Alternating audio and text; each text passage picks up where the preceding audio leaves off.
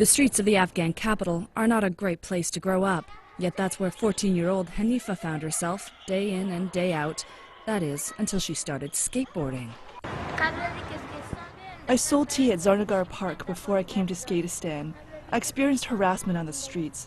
I had a very bad life before coming here.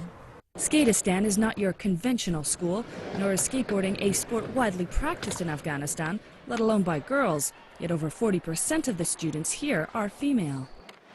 Skateboarding is a kind of new sport. It's a kind of different comparing to other sports. In here, you will challenge your own self. You have to concentrate a lot, which kind of trick you want to use, how you have to stand on the skateboard. So that's why we selected skateboarding as a tool to educate young Afghan youth. The program, which works with roughly 800 students across the country, also promotes teamwork amongst those from different ethnicities, an issue that has divided Afghan culture for decades. Here I can build my future with skateboarding if I become a strong skater. Hanifa has already gotten pretty good in the 5 years she's been skateboarding.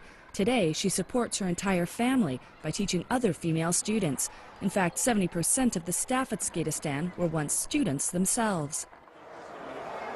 Many of these children come from very difficult, very challenged backgrounds which suppress their identity, whereas programs like Skatistan allow those children to be creative and free. Around 65% of our students are working on the street. Almost they have lost their minds on the street.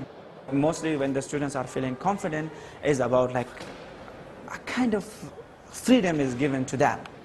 They can mention whatever they have. They can do whatever they can. They can push back against outdated cultural traditions and find their own voice. When they're not skateboarding, these students are studying. Many of these kids have had little to no opportunity to go to school, so Skatistan will educate them up to a third grade level, then help them transfer into the public school system. This empowerment helps them build potential to change their own future. The United Nations might say Afghanistan is the worst place in the world to be born, but through skateboarding, these children are proving it can be a pretty fun place to grow up. Natalie Carney for CCTV in Kabul, Afghanistan.